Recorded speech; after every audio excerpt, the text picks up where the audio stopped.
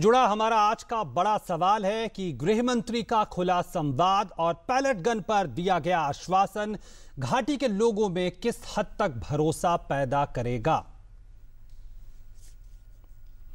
और इसी पे चर्चा के लिए हमारे साथ स्टूडियो में दो खास मेहमान जुड़े हुए हैं। हमारे साथ हैं PK Mishra ji, former additional director general BSF, और हमारे साथ हैं राहुल जलाली जी, वरिष्ठ पत्रकार हैं। आप दोनों का बहुत बहुत स्वागत है। सबसे पहले राहुल जी, मैं आपके पास आना चाहूँ कि जिस तरह से एक बार फिर से केंद्र की तरफ से और गृह मंत्री ने जिस तरह से बातें सामने रखी, एक बार फिर से जमहूरियत, कश्मीरियत और इंसानियत की बात कही, जो भरोसा लगातार जो है केंद्र सरकार दिखा रही राज्य सरकार के साथ वहां के लोगों की शांति बहाली के लिए, आपको लगता है कितना आश्वस्त हो सकते हैं?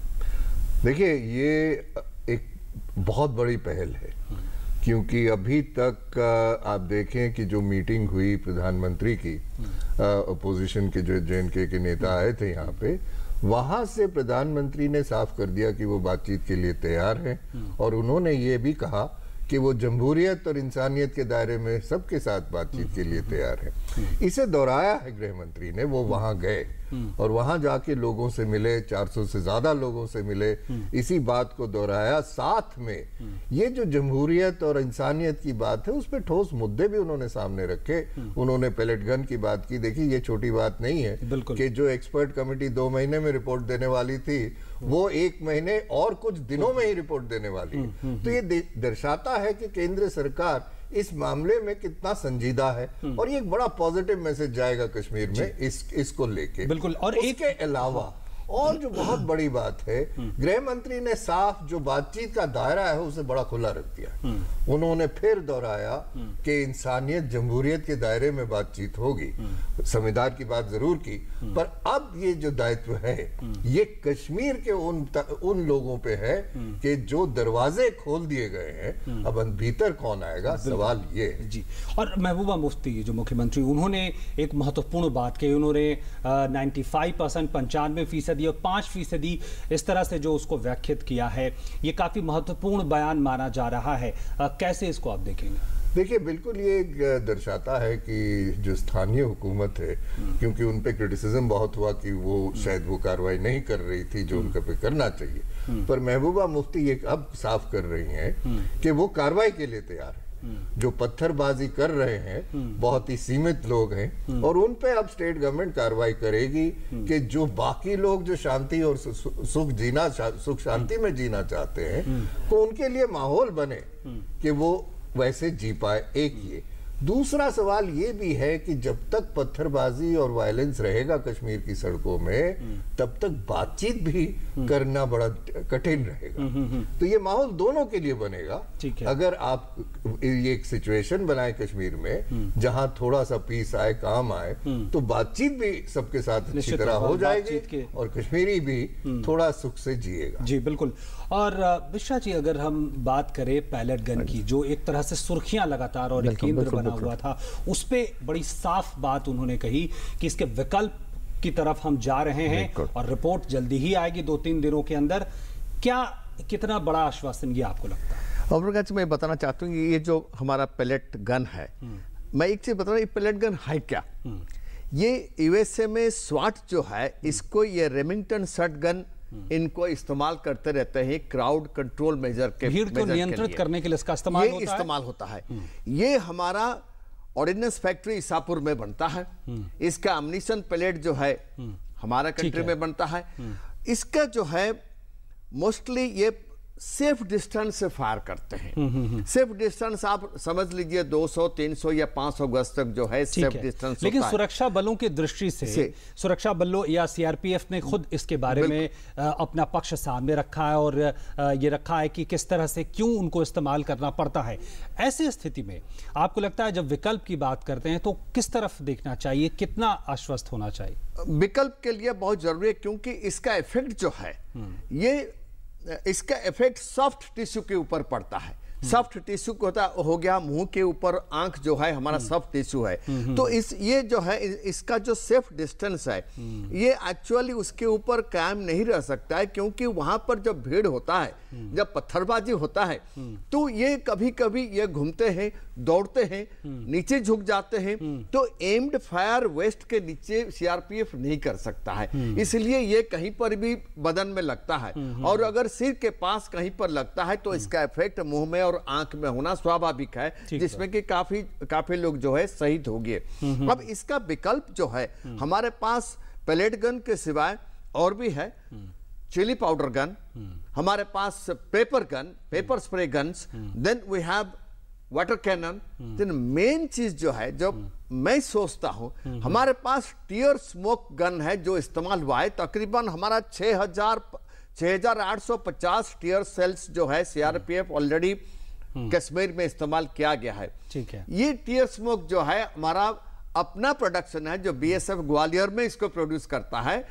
अगर इसका जो इंटेंसिटी, इसका डिस्टेंस और इंटेंसिटी बढ़ा दिया जाए और उसका इफेक्ट बढ़ा दिया जाए, तो ये पेलेट गन से बेटर काम करेगा और वो इतना लिदल नहीं रहेगा, इस तरह से घायल भी लोगों को नहीं होगा। मेरे को जो लग रहा है शायद इसका प्रोडक्शन जल्दी होगा, ये हमारा हाथ में है, प्रोडक्शन हमारा बीएसएफ कर सकता है और इमीडिएट सप्लाई हो सकता है सीआरपीएफ। निश्चित तौर पर बड़ी बात कयासबाजी तो जरूर इसमें हम कह सकते हैं कि क्या वो विकल्प होगा, लेकिन इतना साफ है कि इसके उपाय हम देख सकते हैं कई विकल्प, जल्दी गवर्नमेंट इसको दे सकता है, प्रोडक्शन अपने हाथ में मिनिस्ट्री ऑफ होम अफेयर्स के साथ में है। राहुल जी, एक बात जो आपने कही थी कि एक जो संवाद का दायरा है वो खोल दिया, दरवाजे खोल दिए हैं।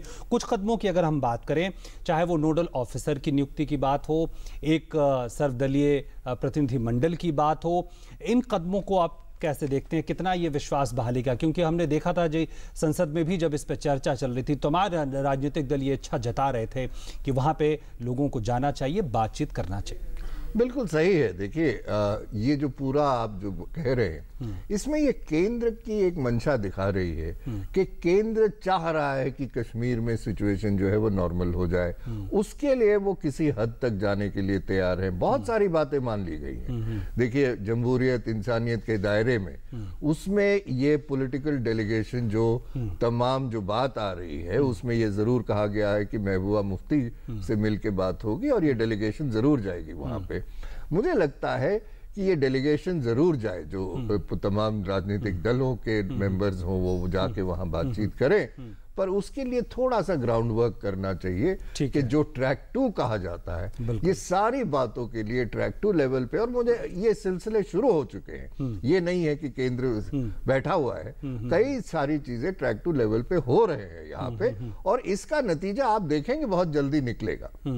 तो ये सिचुएशन एकदम से तो आप नहीं सब कुछ कर सकते हो, निश्चित तौर उसके लिए हालात सुधारने कई लेवल पे बातचीत होगी, अलग अलग जगहों पे बातचीत होगी, जिसे हम ट्रैक 2 कहते हैं। बिल्कुल, और फिर उसी के बाद एक फाइनल बात होती है। एकदम से आप इस पे छलांग नहीं मार सकते। बिल्कुल।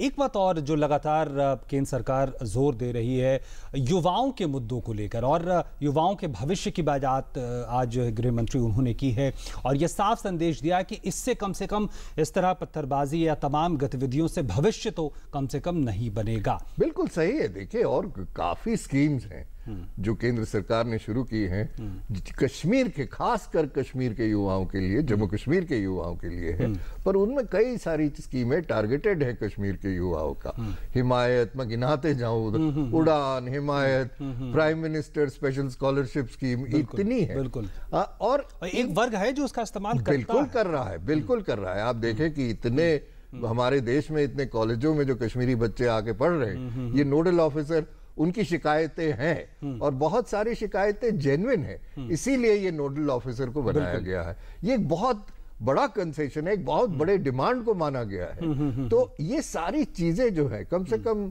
कोई आंकड़ा ऐसे है नहीं, पर ये माना जा रहा है कि कोई 20,000 बच्चे कश्मीर से यहाँ पढ़ रहे हैं, या कहीं ना कहीं उनके लिए ये डिमांड थी कि कोई नोडल ऑफिसर हो जाए, और ये डिमांड मान ली गई है। इससे काफी सुधार आएगा। बिल्कुल, निश्चित तौर पर वो संवाद की जो प्रक्रिया वो ज्यादा तेज हो पाएगी, वो शुरू हो चुकी है। बिल्कुल। मिश्रा जी, अगर हम इसको ऐसे देखें, एक और घोषणा महत्वपूर्ण है, वो है एसपीओज की तैनाती, उनकी नियुक्ति होगी। क्या इसका रोल होगा, कितना ये फर्क पैदा करेगा आपको? मैं बताना चाहता हूं कि 1990 में 89-90 में भी हमारा एसपीओज वहां पर पहले भी थे। तो अगर एसपीओज को लेंगे, एसपीओज हमको इन्हीं यूथ से लेना चाहिए। अगर लेंगे तो हमारा इसकी संकल्पना भी यही होती है कि वहां के जो युवा है उनको साथ में लेके चलना चाहिए कि ये इसमें क्या होगा, जो हमारा लीडर्स है इनका अपना कांटेक्ट होगा यूथ के साथ। जो अभी एक डिस्टेंस मेंटेन हो रहा है हमारा पॉलिटिकल लीडर्स के साथ, जो वहां का युवाएं हैं उनसे काफी गैप हो गया, वो जाकर के उनसे मिल नहीं सकते। अब क्यों वहां पर पत्थरबाजी हो रहा है, क्यों वहां पर पाकिस्तान का फ्लैग दिखाया जाता है? क्योंकि वहां का यूथ जो है उनको हम साथ में लेके नहीं चले तो गैप बढ़ता चला गया। अब उसको कम करने के लिए हम अगर स्पेशल पुलिस ऑफिसर नियुक्त करेंगे, उनके जो लीडर्स हैं, जैसे हमने ट्राइबल एरिया में, नक्सलाइट्स एरिया में देखेंगे, ट्राइबल लीडर्स को आप साथ में लेके चलिए। हमने देखा छत्तीसगढ़ जैसे छत्तीसगढ़ में ले रहे, रमन सिंह जी ले रहे हैं, तो वहां पर अगर हम एसपीओ लेंगे, उन्हीं के लीडर्स जो है क्या उनका यूज चाहते हैं, हमको उनको सुनना चाहिए। तो उनके जो लीडर से जो बोलेंगे, अगर हम उसके ऊपर गौर करें और वो प्रोजेक्ट में लाए उनको लेने के लिए, तो शायद इसका दो तरफा मतलब होगा कि युवाओं से भी जुड़ेंगे और जो सुरक्षा व्यवस्था वो भी शायद बेहतर होगी। फिलहाल हमारे पास वक्त इतना ही। राहुल जी, बहुत बहुत धन्यवाद हमारे साथ जुड़ने के लिए। पीके मिश्रा जी, बहुत बहुत धन्यवाद।